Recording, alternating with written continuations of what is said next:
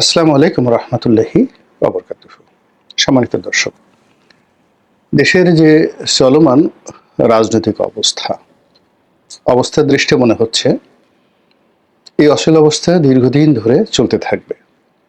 এর কারণ হলো যারা রাজনৈতিক পক্ষসমূহ রয়েছেন তাদের কারোর মধ্যেই যে মোড অফ নেগোসিয়েশন বলা হয় যেটিকে, সেই সমঝোতার যে তাদের যে দৃষ্টিভঙ্গি এটি তাদের মধ্যে নেই। ২ নম্বর হলো যে তারা যার যার অবস্থানে বা এক্সট্রিম রেজিস্ট্যান্স এই পর্যায়ে তারা আছেন। যে কটা শক্তি আছেন তারা কেউ ভয় পাচ্ছেন না প্রতিপক্ষকে। প্রতিপক্ষকে দমন করার জন্য হুমকি ধামকি, মব সন্ত্রাস থেকে শুরু করে মামলা মোকদ্দমা সবকিছু করা হচ্ছে। এতে অনেক মানুষ নির্যাতিত হচ্ছেন, অনেক মানুষ বাস্তুচ্যুত হচ্ছেন, কিন্তু সমস্যা হলো যে ভয় পাচ্ছেন না, কেউ ভয় পাচ্ছেন না। এখন এটাকে আপনি যদি ধরেন এনসিপি বনাম বিএনপি, বিএনপি বনাম জামাত, বিএনপি বনাম ইউনূস সরকার, আর সকল পক্ষ বনাম আওয়ামী লীগ, আপনি দেখবেন যে একই চিত্র, একই দৃশ্য। গত ৯ মাসে রাজনৈতিক দলগুলোর মধ্যে কোনো বন্ধুত্ব হয়নি, বরং অতীতের যত বন্ধুত্ব হিসাব নিকাশ তছনছ হয়ে গিয়েছে। ফলে এই সময়টি, এই যে দুর্বিষহ সময়টি, এটি কতদিন এবং কিভাবে যাবে, এগুলো নিয়ে যারা রাজনৈতিক বিশ্লেষক তারা অনেকেই আলোচনা করার চেষ্টা করছে, যদিও আমাদের দেশে সত্যিকার অর্থে নিরপেক্ষভাবে কোনো একটি রাজনৈতিক দলকে সমালোচনা করা কিংবা কারোর ভালোটা ভালো বলা, মন্দকে মন্দ বলা, এই জিনিসটি খুবই কঠিন। এর কারণ হলো আমাদের যে মন এবং মানসিকতা, সেটি এমন একটা জায়গাতে আবদ্ধ, তা হলেও আপনি যদি কোনো একটি দলের সমর্থক হন, আপনি অন্য দলের ভালো বলতে পারবেন না, কিংবা আপনি যদি অন্য একটা দলের হন তাহলে সেক্ষেত্রে নিজের দলের মন্দ বলতে পারবেন না। আর একটা সমস্যা হলো যে আমাদের এই দেশে সত্যিকার অর্থে নিরপেক্ষ চিন্তা এবং চেতনার মন মানসিকতা সম্পন্ন লোকজনের সংখ্যা খুবই কম। ফলে কি হলো যে চারিদিক থেকে শুধু সংঘাত সংঘাত সংঘাত। তো এই বিষয়ে আলোচনা না করে আমরা আজকের যে শিরোনাম, সেই শিরোনাম হলো আওয়ামী লীগের ভবিষ্যৎ, সেটি নিয়ে আলোচনা করব। আওয়ামী লীগের পতনের পরে অনেকেই ভেবেছিল যে এই দলটি একেবারে শেষ হয়ে যাবে, আগামী ১০০ বছর এই দলের কোনো অস্তিত্ব থাকবে না, অথবা এই দল একেবারে নিঃশেষ হয়ে যাবে। পরবর্তীতে যখন দেখা গেল যে না, এই দলটি নিঃশেষ হচ্ছে না, বরং যেখান তাদের সম্ভব সেখান থেকে তারা উকিঝুঁকি দিচ্ছে, তারপরে শেষে তারা সংগঠিত হওয়ার চেষ্টা করছে, তারা তাদের নিজেদের যে অবস্থান সেটি জানান দিচ্ছে, এবং তাদের যে প্রস্তুতি, সেই প্রস্তুতি স্পষ্টতই লক্ষ্য করা যাচ্ছে। ফলে আওয়ামী লীগের যারা প্রতিপক্ষ, তারা তাদের যে কৌশল, সেই কৌশলের যে এক্সট্রিম যে পদ্ধতি, সেটি তারা প্রয়োগ করা শুরু করলো। ইতিমধ্যে আওয়ামী লীগ নিষিদ্ধ করা হয়েছে, তার আগে ছাত্রলীগকে নিষিদ্ধ করা হয়েছে। এখন আওয়ামী লীগ কি করবে? দেখা গেল যে আওয়ামী লীগ নিষিদ্ধ হওয়ার পরে পুরো পরিস্থিতি দেশের এবং দেশের বাইরের সরকারের নিয়ন্ত্রণের বাইরে চলে গেছে। স্বয়ং ডক্টর মোহাম্মদ ইউনূস তিনি নিজে বলেছেন যে আওয়ামী লীগ নিষিদ্ধ করার পর একটা যুদ্ধের পরিস্থিতি তৈরি হয়ে গেছে, এবং আওয়ামী লীগ নিষিদ্ধ হওয়ার পর আওয়ামী লীগ যে কাজগুলো করেনি সেই কাজগুলো এখন তারা করা শুরু করেছে। আমি একে একে বলছি। প্রথমত তাদের বাংলাদেশে বিভিন্ন জায়গাতে ঝটিকা মিছিল, এই মিছিলের সংখ্যা বাড়িয়ে দিয়েছে। দেশের বাইরে থেকে তাদের যে বক্তব্য, বিবৃতি, সভা সমিতি, সেমিনার, এইগুলো তারা বাড়িয়ে দিয়েছে। তাদের ভাষা সংযত হয়েছে। তারা অনলাইনে অর্থাৎ ফেসবুকে, ইউটিউবে, এরপরে অন্যান্য সামাজিক মাধ্যম থেকে শুরু করে CNN, আল জাজিরার মতো বিখ্যাত প্রতিষ্ঠান এবং ভারত এবং আমেরিকার যে সকল মূলধারার গণমাধ্যম রয়েছেন, প্রিন্ট মিডিয়া রয়েছেন, সেখানে যেভাবে বক্তব্য দিচ্ছেন এবং যেভাবে ও সকল পত্রপত্রিকায় আওয়ামী লীগের মিশন এবং ভিশন নিয়ে তারা যেভাবে প্রচারণা চালাচ্ছেন, এটি আওয়ামী লীগ বিরোধীদের জন্য রীতিমতো অশনি সংকেত। 2 নম্বর হলো যে তাদের বন্ধু রাষ্ট্র হিসেবে পরিচিত ভারত ক্রমশ আওয়ামী লীগের প্রতি তাদের যে সমর্থন এটি বাড়িয়ে দিচ্ছে। অন্যদিকে স্পষ্টতই বোঝা যাচ্ছে যে আমেরিকা, জাপান এবং চীন, এই 3টি বৃহৎ রাষ্ট্র, তারা আওয়ামী লীগকে মাইনাস করে কোনো কথা চিন্তা করছে না, বরং তারা মনে করছে যে অনেকটা এই দল ফিরে আসতে পারে, তো কাজেই তাদের সঙ্গে নতুন করে যে যোগাযোগ স্থাপিত হচ্ছে এটি বোঝা যাচ্ছে, সব দিক থেকে বোঝা যাচ্ছে। সরকারের নড়াচড়া এবং বিদেশি রাষ্ট্রদূতদের কথাবার্তা এবং রাজনীতির যে একটা গম্ভীর যে অবস্থা, গোমট ভাব যেটিকে বলা হয়, তা দেখে কিন্তু এটা বোঝা যাচ্ছে। সবচেয়ে আওয়ামী লীগের জন্য এই মুহূর্তে সুসংবাদ হলো আওয়ামী লীগের 3য় প্রজন্ম সামনের দিকে চলে আসছে এবং বাংলাদেশের রাজনীতিতে এই মুহূর্তে অন্য কোনো রাজনৈতিক দলের 3য় প্রজন্ম সামনে এসে নেতৃত্ব দেওয়ার মতো পর্যায়ে নেই। এখন আওয়ামী লীগের প্রথম প্রজন্ম 60-এর দশকে যারা নেতৃত্ব দিয়েছেন এবং 70-এর দশকে বঙ্গবন্ধু এবং তার সহ যারা কর্মী। দ্বিতীয় প্রজন্ম হলো 80-এর দশক এবং 90-এর দশকে যারা নেতৃত্ব দিয়েছেন এবং এই 3য় প্রজন্ম হলো 2000 সনের পরে যাদের নেতৃত্ব আমরা দেখতে পাচ্ছি 2001 থেকে, এবং এদের সবার বয়সই 50-এর নিচে। তো এই যে 3য় প্রজন্মের যে সকল নেতৃবৃন্দ আওয়ামী লীগে আছে, ঠিক ওই পর্যায়ের অল্প কয়েকজন নেতা বিএনপিতে আছেন।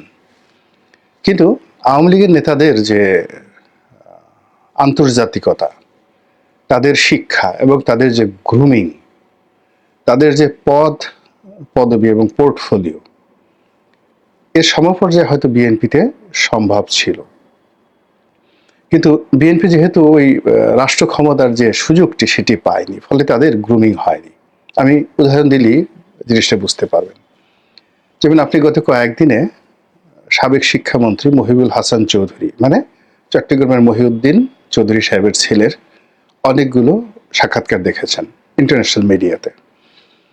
এখন ব্যারিস্টার মহিবুল হাসান চৌধুরীর যে স্মার্টনেস, তার যে বংশমর্যাদা, তার যে লিগেসি এবং তিনি যে ভাষায় কথা বলছেন, এ ভাষায় কথা বলার মতো আমি এখন পর্যন্ত বিএনপি, আওয়ামী লীগ, জাতীয় পার্টি এবং এই যে এখন যারা সরকারে আছেন ডক্টর মোহাম্মদ ইউনূস নিজের সহ, তাদের কারোর মধ্যেই এই স্মার্টনেস আমি দেখিনি। প্রত্যুৎপন্নমতিতে হঠাৎ করে কথা বলা, সাবলীলভাবে ইংরেজিতে কথা বলা এবং কথা বলতে গিয়ে ধীর এবং স্থির। যেমন আমি নিজে দীর্ঘদিন ধরে কথা বলি, কিন্তু গত কয়েকদিনে আমি দেখলাম যে আমি কথা বলতে গিয়ে যখন আবেগপ্রবণ হয়ে যাচ্ছি, তখন আমার চোখ দুটো গোল গোল হয়ে যাচ্ছে ব্যারিস্টার ফুয়াদের মতো, স্থির থাকতে পারছি না। মুক্তিযুদ্ধের কথা যখন আসে বা অন্য যে কোনো বিষয় যখন আসে, আমি কথা বলতে গিয়ে আবেগপ্রবণ হয়ে যাই। আমার হাত সাধারণত নড়ে না, কিন্তু ইদানিং দেখা যাচ্ছে যে মাঝে মধ্যে আমার হাত উঠে যায়। ফুয়াদের একই অবস্থা, ব্যারিস্টার ফুয়াদের একই অবস্থা। কথা কিন্তু একেবারে আপনি ফেলে দিতে পারবেন না, কিন্তু সে তার আবেগকে নিয়ন্ত্রণ করতে পারে না। আমিও 3য় প্রজন্মের রাজনীতিবিদ, ফুয়াদ সম্ভবত তৃতীয় প্রজন্মের রাজনীতিবিদ, তার মানে বয়সের দিক থেকে, কিন্তু ফ্যামিলি লিগেছি হয়তো সেই প্রথম জেনারেশনের। তো সেই দিক থেকে মহিউদ্দিন চৌধুরী সাহেবের যে ছেলে, তার যে বক্তব্য, আমি দেখলাম যে আমার চাইতে অনেক অনেক চৌকস। মানে তিনি বলে যাচ্ছেন কিন্তু তার চোখ গোল গোল হচ্ছে না, মুখের অভিব্যক্তির কোনো পরিবর্তন নাই, চোয়াল শক্ত হচ্ছে না, তিনি তার মতো করে কঠিন কঠিন প্রশ্নসমূহের উত্তর তিনি দিয়ে যাচ্ছেন। তো এই যে আমি একজনের উদাহরণ দিলাম, এখন মহিউদ্দিন চৌধুরীর ছেলের সঙ্গে যদি তুলনা করতে হয়, তাহলে এখানে আমির খসরু মাহমুদ চৌধুরী, আবদুল্লাহ আল নোমান সাহেবের ছেলে, তারপরে শেষে সালাউদ্দিন কাদের চৌধুরী সাহেবের ছেলে, উনাদের সঙ্গে তুলনা করা যেতে পারে। কিংবা মীর নাসির সাহেবের ছেলে মীর হেলাল, তাদের যে ট্র্যাডিশন, রক্তের যে ধারা, বংশমর্যাদা, শিক্ষা দীক্ষা সবকিছু রয়েছে। কিন্তু মহিবুল হাসান চৌধুরী একেবারে একটা মন্ত্রণালয়ের মন্ত্রী হিসাবে তার ভিতরে যে স্থিরতা এসেছে, তার ভিতরে যে দৃঢ়তা এসেছে, এটা শেখ হাসিনা তাকে ওইভাবে তৈরি করেছেন। আবার একই সঙ্গে শেখ হাসিনা সালাউদ্দিন কাদের চৌধুরীর ছেলেকে আয়নাঘরে ঢুকিয়ে এমন থেরাপি দিয়েছেন যে এখন তিনি ইচ্ছা করলেও মহিবুল হাসান চৌধুরীর মতো কথা বলতে পারবেন না। দ্বিতীয়ত, বিএনপির মতো যে দল, সেটি এই তার যে তৃতীয় প্রজন্ম, সেই তৃতীয় প্রজন্মকে পদ পদবি দ্বারা ওভাবে দাঁড় করায়নি যেভাবে আওয়ামী লীগ দাঁড় করিয়েছে। আওয়ামী লীগে যদি আপনি ধরেন যাদের বাবার পরিচয় আছে, দাদার পরিচয় আছে, আপনি ধরেন খালিদ মাহমুদ চৌধুরী, তারপরে খালিদ মাহমুদ চৌধুরীর বাবা মন্ত্রী ছিলেন, শেখর তার বাবা মন্ত্রী ছিলেন, এরপর আপনি খালিদ মাহমুদ চৌধুরী, শেখর, এখানে মহিবুল হাসান চৌধুরী,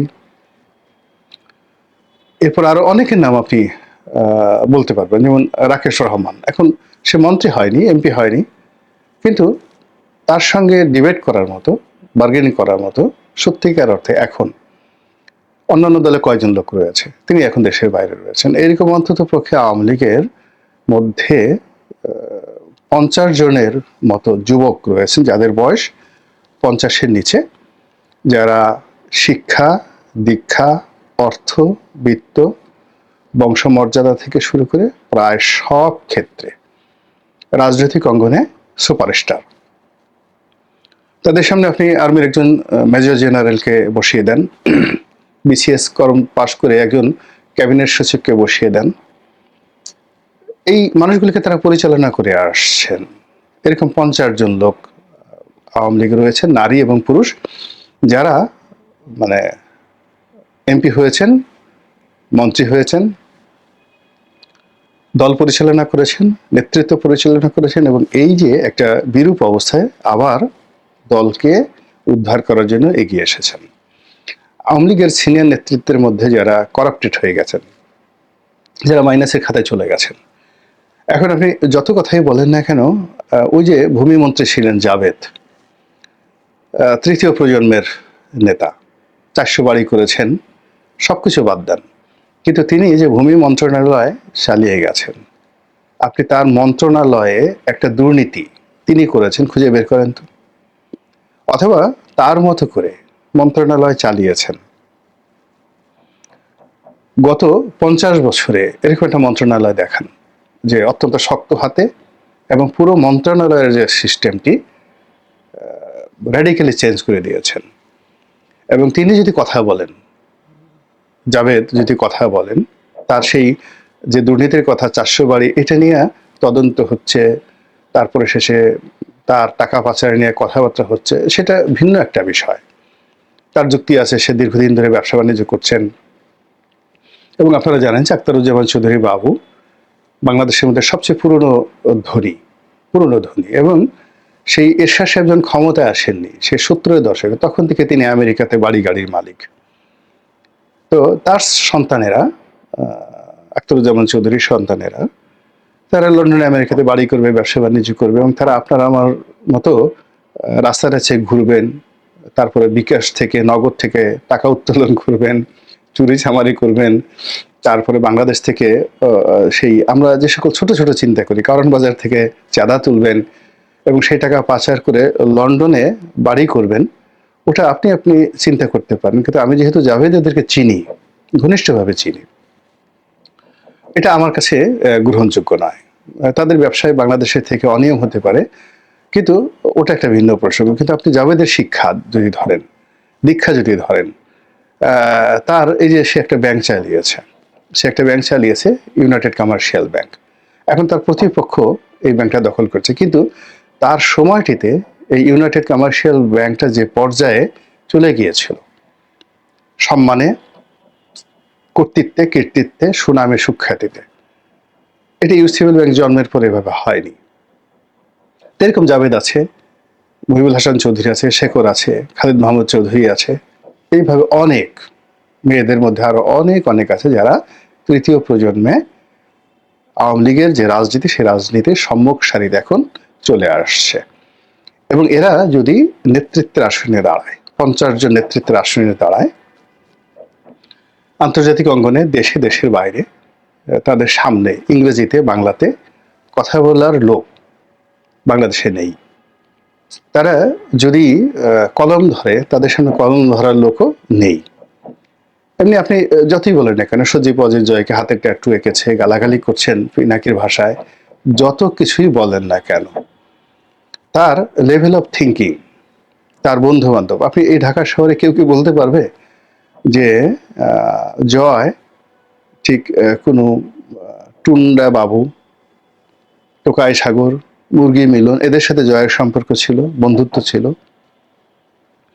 কিংবা বাংলাদেশের কোনো নায়িকা গায়িকার সঙ্গে জয়ের যৌন সম্পর্ক ছিল, কিংবা বিভিন্ন জায়গাতে যে হেরেম আছে আমাদের এখানে, যেমন পাপিয়া কাণ্ড আছে, অমুক কাণ্ড আছে, বিভিন্ন সময় রাজনৈতিক নেতারা এমনকি সেই বলিউড থেকে নায়িকা গায়িকাদেরকে এনে তাদের যে বিকৃত রুচি চরিতার্থ করে। জয় সম্পর্কে এই ধরনের কথা কেউ বলতে পারবেন যে আমার এই সর্বনাষ্ট মুখে করেছে? আলটিমেটলি মূল ব্যাপার হলো যে আপনি জয় ধরেন, পুতুল ধরেন, তৃতীয় প্রজন্মে।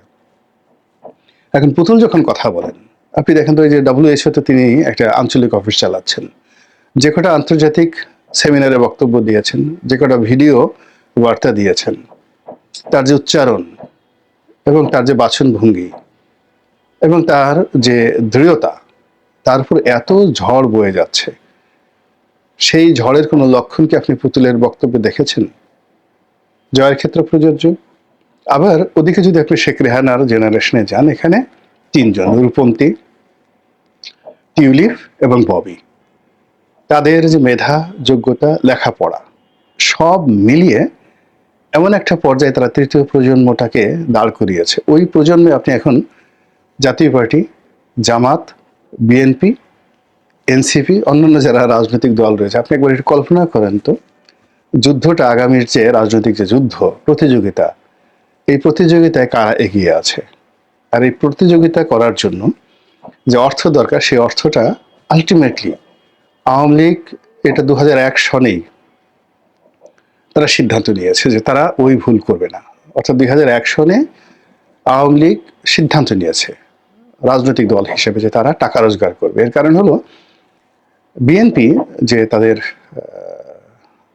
যখন বিপদ গেছে, সেই বিপদের সময় তারা যেভাবে সার্ভাইভ করেছে টাকার কারণে, বড় বড় ব্যবসা, তারা সেই বাংলাদেশের বড় বড় ব্যবসায়ীদেরকে যেভাবে তারা কবজা করেছিল, তাতে করে তাদের বিপদের সময় যে ফাইন্যান্সিয়াল সাপোর্টটা ছিল 96 থেকে 2001 পর্যন্ত, আওয়ামী লীগ বিএনপিকে একটা টুক্কা দিতে পারেনি। আবার 2001 থেকে 2006 পর্যন্ত তারা তাদের যে ফাইন্যান্সিয়াল স্ট্রেংথটা তারা তৈরি করেছিল, ফলে আওয়ামী লীগ যত চাপ দিয়েছে, প্রেশার দিয়েছে, কিন্তু তাদের ঘরে অভাবের যে হাহাকার, সেটা তারা ঢুকাতে পারেনি। ফলে আওয়ামী লীগ যেটা চিন্তা করেছে যে বাংলাদেশের মানুষ এত কিছু মনে রাখে না, বিপদের সময় খাওয়ার জন্য তাদের রিজার্ভ লাগবে। ফলে দেখেন তাদের উপর ইতিহাসের সবচেয়ে বড় ভয়াবহ বিপর্যয় আসার পরেও তারা প্রায় সবাই কোটি কোটি টাকা খরচ করে এয়ারপোর্ট দিয়ে চোখের সামনে পাড়ি দিয়ে চলে গেছে। তারা লন্ডন, আমেরিকা, দুবাই সমস্ত শহরে ছড়িয়ে পড়েছে। বাংলাদেশেও তারা যারা আছেন তাদের ব্যবসা বাণিজ্য থেকে শুরু করে সবকিছু কিন্তু তারা সুরক্ষিত অবস্থায় আছে। আর অন্যদিকে তাদের যে তৃতীয় জেনারেশন সেটি তারা তৈরি করে ফেলেছে এবং সেটিকে সম্মুখে এগিয়ে দিচ্ছে। আর পিছন দিক থেকে আপনি দেখুন ক্রমশ ওবায়দুল কাদের, শেখ হাসিনা, তাদের কথাবার্তা কিন্তু ম্যাটিকুলাসলি কমে গেছে। তো কাজে আগামী যে যুদ্ধের জন্য তাদের যে প্রস্তুতি, সেই প্রস্তুতির সঙ্গে যারা আওয়ামী লীগকে মোকাবেলা করতেছেন তাদেরও প্রস্তুতি লাগবে।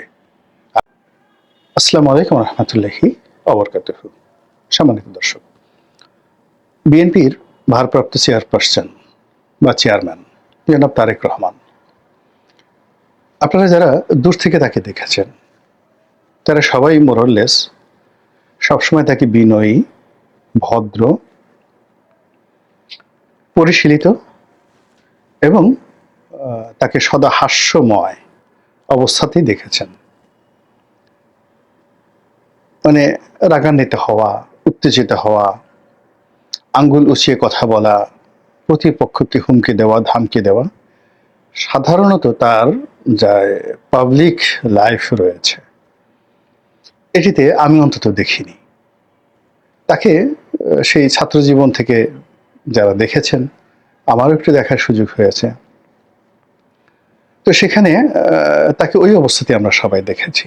সেই তুলনায় তার যে ছোট ভাই জনাব আরাফাত রহমান কোকো, তিনি তুলনামূলকভাবে গম্ভীর ছিলেন, রাগে ছিলেন, কারো কারোর সঙ্গে তিনি রাগ হয়ে যেতেন, এইটা মোরলেস সবাই জানেন। কিন্তু জনাব তারেক রহমান সাধারণত ওনার যে রাগ এটি উনি অলক্ষ্যে প্রদর্শন করেন।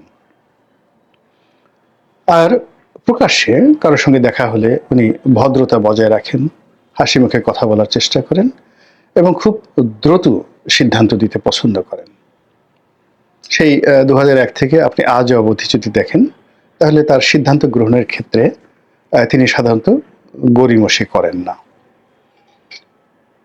রাজনৈতিক জীবনের বাইরে তার দাম্পত্য জীবন রয়েছে।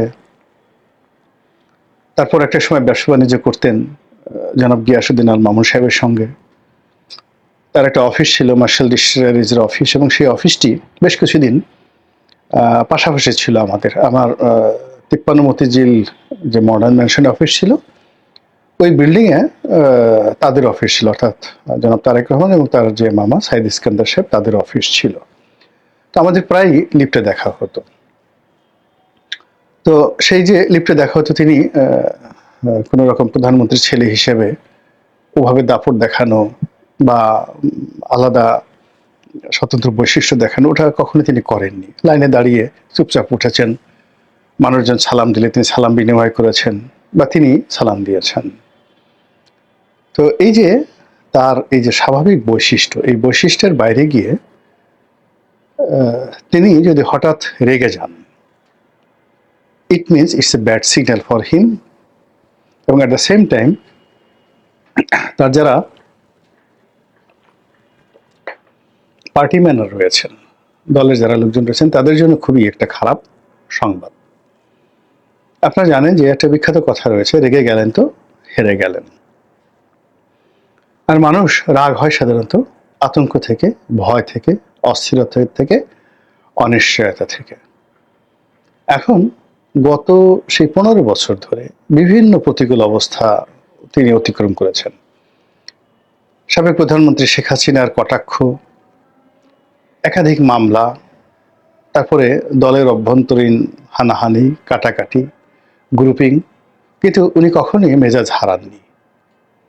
উনি ওনার মতো করে সিদ্ধান্ত নিয়েছেন। কিন্তু হাল আমলে দেখা যাচ্ছে যে তার চেহারার সে জৌলুস আগের মতো নেই। এখন অনেকটা বিবর্ণ হয়ে গেছেন, নিষ্প্রভ হয়ে গেছেন, এবং সর্বশেষ যে তারুণ্যের যে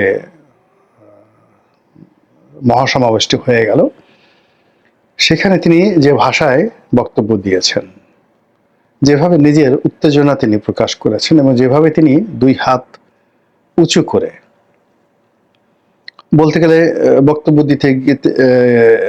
বক্তব্য দিতে গিয়ে তিনি একেবারে চেয়ার থেকে দাঁড়িয়ে যাওয়ার মতো পর্যায়ে পৌঁছে গিয়েছেন, এবং যেভাবে তিনি বলেছেন, দিল্লি নয়, পিন্ডি নয়, নয় অন্য কোনো দেশ, শুধুই বাংলাদেশ।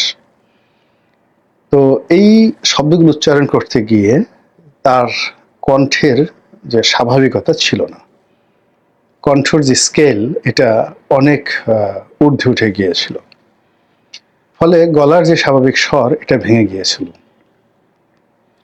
২ নম্বর হলো যে এই কথা বলতে গিয়ে তার মুখের যে ভঙ্গি হয়েছিল, তার চোয়াল যেভাবে শক্ত হয়ে গিয়েছিল, এটি আমি কখনো তার জীবনে দেখিনি।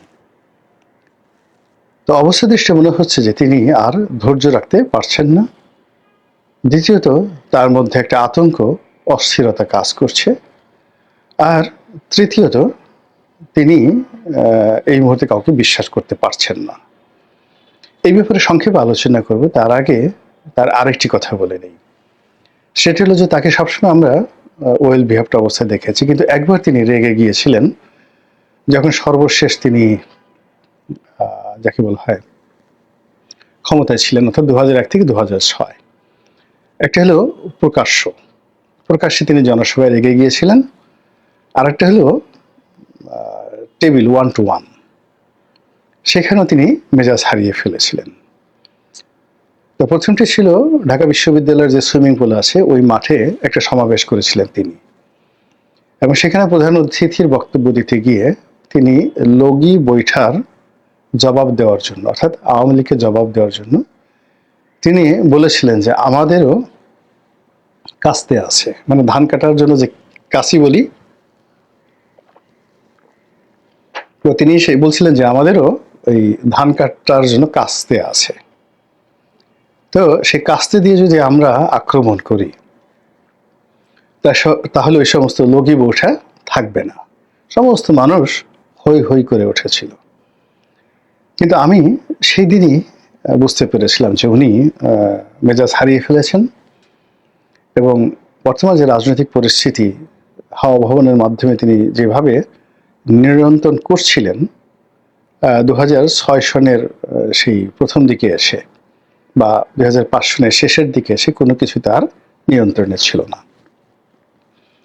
ফলে তিনি মেজাজ হারিয়ে ফেলেছিলেন, যা কিনা তার বক্তব্যে আমরা সেটা দেখতে পেরেছি, এবং সেটার পরিণতিতে একটা 1-11 এবং 1-11 পরিণতিতে তার এবং তার পরিবারের উপর যে জুলুম, যে অত্যাচার এবং যে অবর্ণনীয় যাকে বলে দুর্ভোগ এবং দুর্দশা এসেছে, ওটা থেকে কিন্তু তারা এখনো বের হতে পারেননি, ওই ট্রমা থেকে।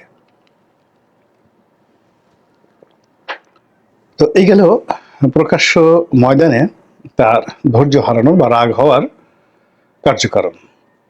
দ্বিতীয় যে গোপন বিষয়টি, সেটি জনাব হুসেন মোহাম্মদ এরশাদ সাহেব এবং তার আপনজন যারা আছেন তারা এই ঘটনাটি দেখেছেন, জানেন। আর জনাব তারেক রহমান সাহেবের সঙ্গে যারা ছিলেন তারা জানেন। অর্থাৎ 2006 সনের সেই নির্বাচনের যে প্রাক্কালে রাজনৈতিক জোট হবে, তো সেখানে আওয়ামী লীগও জাতীয় পার্টিকে টানছে আর বিএনপিও জাতীয় পার্টিকে টানছে। কিন্তু এরশাদ সাহেবের একটা নিদারুণ ঘৃণাবোধ ছিল বিএনপির উপর। বিএনপিকে তিনি বিশ্বাস করতে পারছিলেন না, এবং 1991 থেকে 96 পর্যন্ত বিএনপি জাতীয় পার্টির উপর যে জুলুম, যে অত্যাচার চালিয়েছে, এটা মানে ওই সময়ের প্রেক্ষাপটে এখন আওয়ামী লীগের উপর যে জুলুম অত্যাচার চলছে, এটাকে আপনি যদি 1991 মডেল নিয়ে যান, ওটা তার চেয়ে বিভৎস ছিল সব দিক থেকে। তখন রাজপথে আমরা দেখেছি যেভাবে জাতীয় পার্টির নেতাদেরকে অপমান করা হয়েছে, যেভাবে এরশাদ সাহেবকে জেলে নিয়ে অপমান করা হয়েছে, যেভাবে তাদের উপর হামলা চালানো হয়েছে, তাদের সমাবেশগুলো পণ্ড করে দেওয়া হয়েছে। মিজানুর রহমান চৌধুরীর মতো মানুষ মানে পাগলের মতো দৌড়ে তাকে সেই ধূপখোলা মাঠে, সায়দাবাদের ওখানে যে একটা মাঠ আছে, সেই মাঠ থেকে তিনি প্রাণ নিয়ে যেভাবে পালিয়েছিলেন, সে দৃশ্য যারা না দেখেছেন কল্পনা করতে পারবেন না। এই কাজগুলো হয়েছে। তো এই কারণে উনি জেলখানা থেকে যখন তার অপশন আসলো 95 সনের দিকে, তিনি বললেন যে না, কোনো রকম স্বার্থ দরকার নেই, শেখ হাসিনাকে আমরা সমর্থন দেব। এবং জাতীয় পার্টির সমর্থন নিয়েই কিন্তু শেখ হাসিনা 1996 সনে ক্ষমতায় এসেছিলেন। এনিওয়ে, আবার যখন 2001 সনে এসে তারেক রহমান সাহেব বুঝলেন যে জাতীয় পার্টির সমর্থন দরকার, তো তিনি এরশাদ সাহেবের সঙ্গে বৈঠক করতে গেলেন তার বাসায়। তো তার বাসায় বৈঠক করতে যাওয়ার আগে কয়েক দফা তাদের মধ্যে বিভিন্ন ভায়া মিডিয়াতে আলাপ আলোচনা হয়েছে, এবং এরশাদ সাহেবের তো একটা অভ্যাস আছে, তিনি টাকার প্রতি তার একটা লোভ ছিল। 2 নম্বর হলো যে তিনি কোনো একটা কথা স্থির থাকতে পারতেন না, কথা পরিবর্তন করে ফেলতে পারতেন। আর 3 নম্বর হলো যে বিএনপির প্রতি তার একটা ম্যালিস এবং প্রিজুডিস ছিল, অর্থাৎ একটা বিদ্বেষ ছিল এবং একটা কুসংস্কার ছিল এই দুটো দলের প্রতি। আবার বিএনপির যারা লোকজন তারাও মনে করেন শহীদ প্রেসিডেন্ট জিয়াউর রহমানের হত্যাকাণ্ডের পেছনে এরশাদ সাহেবের একটা হাত আছে। ফলে এখানে একটা মনস্তাত্ত্বিক দূরত্ব ছিল। সেই দূরত্ব নিয়ে যখন জনাব তারেক রহমান এবং জনাব এরশাদ তারা একটা নেগোসিয়েশন করার জন্য বসেছিলেন, ঠিক সেই সময়টিতে তারেক রহমান সাহেব মেজাজ হারিয়ে ফেলেছিলেন, এবং মেজাজ হারিয়ে জনাব এরশাদ সাহেবকে যে কথাগুলো বলেছিলেন সেই কথার প্রেক্ষিতে সেই 2006 সনের রাজনীতির সমস্ত ইতিহাস পাল্টে যায়। একটা 111 আসে এবং বিএনপির সেই যে দুর্ভোগ এবং দুর্দশা সেটা সূচিত হয়ে যায়। তো আমি দুটো কথা বললাম অতীতের। তো সেই দিক থেকে যদি আপনি এই বর্তমান সময়টিতে এসে জনাব তারেক রহমানের মেজাজ হারানো, তার রেগে যাওয়া এবং তিনি যে কাজগুলো করেন না সেই কাজগুলো করার ব্যাপারে আপনি যদি এর মনস্তাত্ত্বিক বিষয়, রাজনৈতিক প্রেক্ষাপট এগুলো আপনি ধর্তব্যের মধ্যে আনেন, তাহলে বুঝতে পারবে যে বিএনপি এখন একটা ট্র্যাপের মধ্যে পড়ে গেছে, এবং সেই ট্র্যাপের মধ্যে পড়ে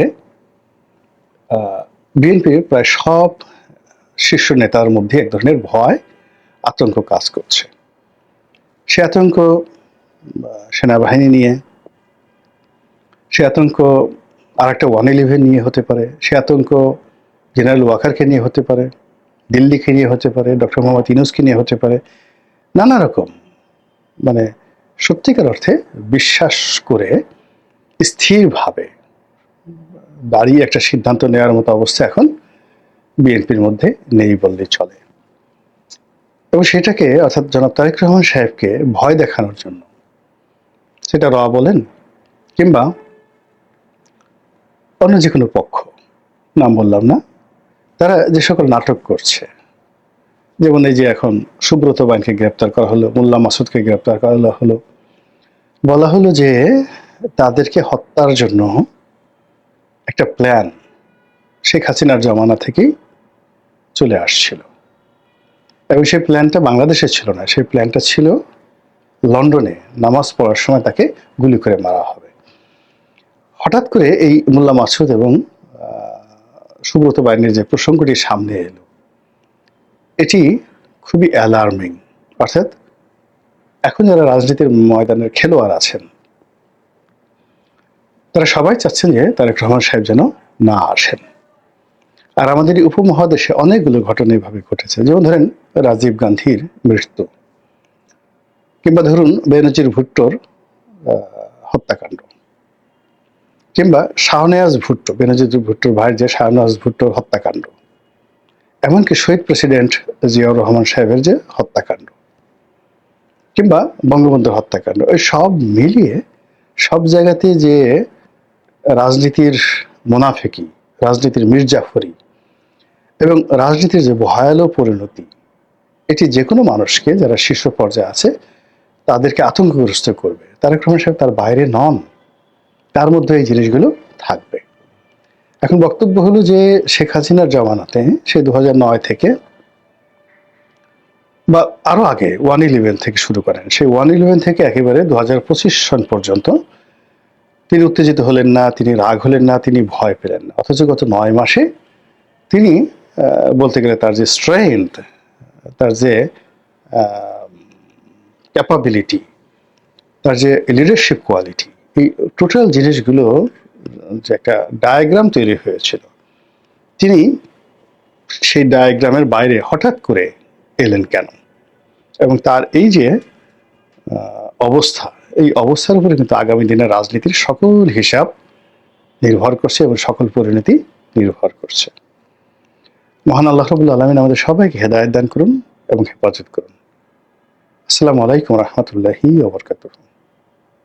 আসসালামু আলাইকুম। দেশ কিংবা দেশের বাইরে যে যেখান থেকে বসে ভিডিওটি দেখলেন সবাইকে অনেক অনেক ধন্যবাদ এবং ভালোবাসা জানাচ্ছি। প্রিয় দর্শক, কথা বললেন আমাদের সবার পরিচিত প্রিয় মুখ, অত্যন্ত জ্ঞানী ব্যক্তিত্ব, ঠিকানায় খালেদ মহিউদ্দিন থেকে খালেদ মহিউদ্দিন।